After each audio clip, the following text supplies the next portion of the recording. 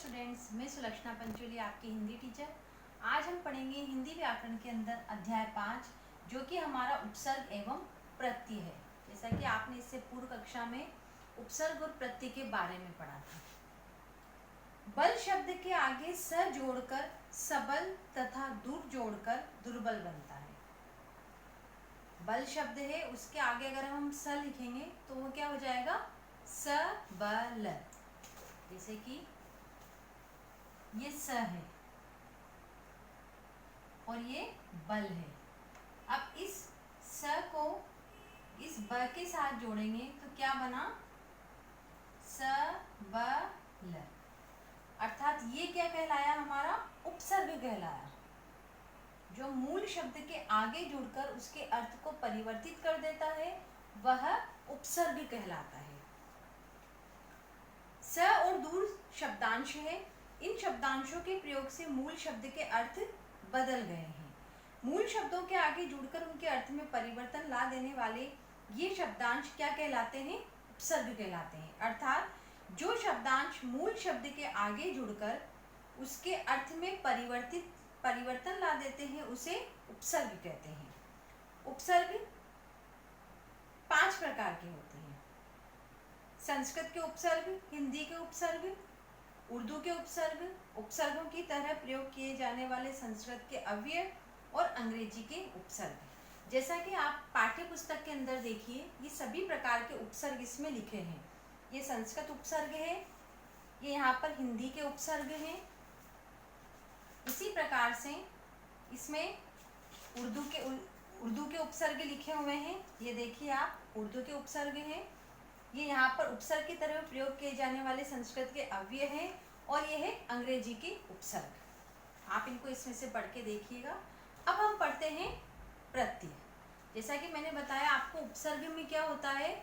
उपसर्ग में शब्दांश के आगे जुड़कर उसके अर्थ को परिवर्तित कर देते हैं। और प्रत्यय में क्या होता है? जो मूल शब्द होता है उसके पीछे शब्द जुड़कर उसके अर्थ को परिवर्तित कर देता है। भारत में अब भी सेवा, ईमानदारी, सच्चाई और आध्यात्मिकता के मूल बने हुए हैं। उपयुक्त पंक्ति में ईमानदारी, सच्चाई व आध्यात्मिकता में भिन्न शब्दांश जुड़े हुए हैं। जैसे ईमानदार धन ई, ये है ईमानदार धन ई, अर्थात ईमानदारी। ये जो ई है, इसमें ये मात्रा हमको लगानी है, तो इससे क्या हुआ? इसके अर्थ में परिवर्तन हुआ है। सच धन आई, सच्चाई, अध्यात्म धन इक, धनता, आध्यात्मिकता। शब्दांशों के मेल से नए शब्दों का निर्माण हुआ है। जैसा कि ये नए शब्दांश है, इन शब्दांशों को मिलाकर हमने ये नए शब्दों का निर्माण किया है। जो शब्दांश किसी शब्द के अंत में जुड़कर, उपसर्ग में क्या होगा? पहले जुड़कर, प्रारंभ में जुड़कर, और प्रत्यय में क्या होता है?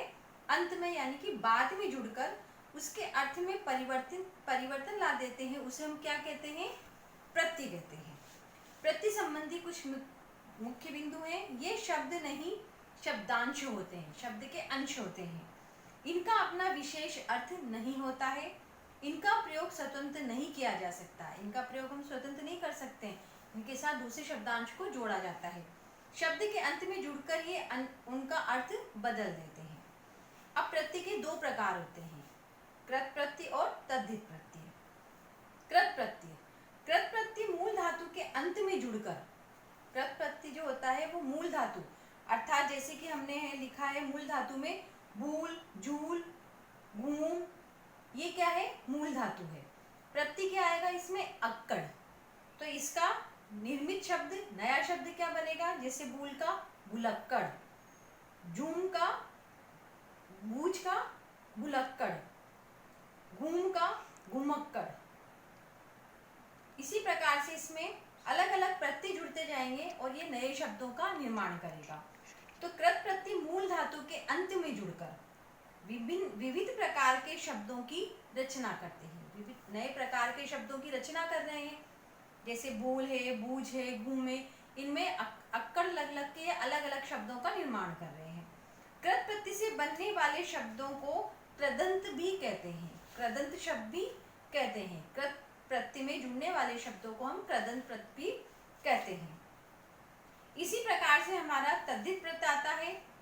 संज्ञा सर्वनाम विशेषण अवयव, संज्ञा सर्वनाम विशेषण अवयव आदि शब्दों के अंत में लगकर नए शब्दों की रचना करने वाले, नए शब्दों की रचना करते हैं। ये सारे शब्दों के अंत में लगकर नए शब्दों की रचना करने वाले प्रत्ययों को हम तद्धित प्रत्यय कहते हैं। इनसे बनने वाले शब्दों को तद्धितांत शब्द कहते हैं।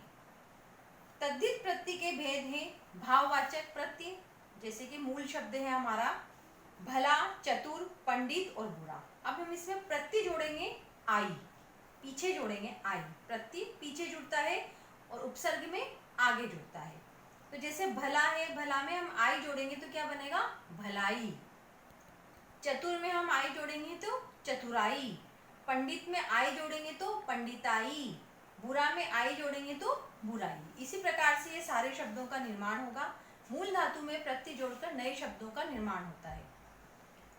कृतवाचक तद्धित प्रत्यय होते हैं संबंधवाचक, लघुतात्मक वाचक तद्धित प्रत्यय, विशेषण तद्धित प्रत्यय, स्थानवाचक तद्धित प्रत्यय, स्त्रीलिंग वाचक तद्धित प्रत्यय, बहुवचन वाचक तद्धित प्रत्यय, क्रमवाचक तद्धित प्रत्यय। ये सभी किसके होते हैं? ये तद्धित प्रत्यय जो होते हैं इसके भेद होते हैं। इसके 9 भेद हैं तद्धित प्रत्यय के। अब अरबी फारसी के प्रमुख तद्धित प्रत्यय भी होते हैं। जैसे मूल शब्द है साल, मेहनत, रोज। प्रत्यय में हम आना लगाएंगे तो क्या बनेगा? साल का सालाना। साल में हमने आना प्रत्यय लगाया तो बना सालाना। मेहनत में आना जोड़ा हमने तो क्या बना? मेहनताना। रोज में हमने आना जोड़ा तो रोजाना। ये अलग अलग मूल शब्द रहेंगे, इनमें अलग अलग प्रत्यय जुड़ेंगे और इनसे नवनिर्मित नया शब्द बन जाएगा। शब्द के अंत में लगकर नए शब्द बनने वाले शब्दांशों को हम प्रत्यय कहते हैं। प्रत्यय के 2 प्रकार होते हैं, कृत प्रत्यय और तद्धित प्रत्यय। कृत प्रत्यय धातु के पीछे लगकर नए शब्द बनाते हैं। जो कृत प्रत्यय होते हैं वो धातु के पीछे लगकर नए शब्दों का निर्माण करते हैं। संज्ञा सर्वनाम विशेषण अव्यय आदि के पीछे तद्धित प्रत्यय जुड़ते हैं। जैसा कि हमने देखा है कि उपसर्ग जो होते हैं उसमें आगे शब्द को जुड़कर उसके अर्थ को परिवर्तित कर देते हैं और प्रत्यय में पीछे जुड़कर उसके अर्थ को परिवर्तित कर देते हैं। Thank you.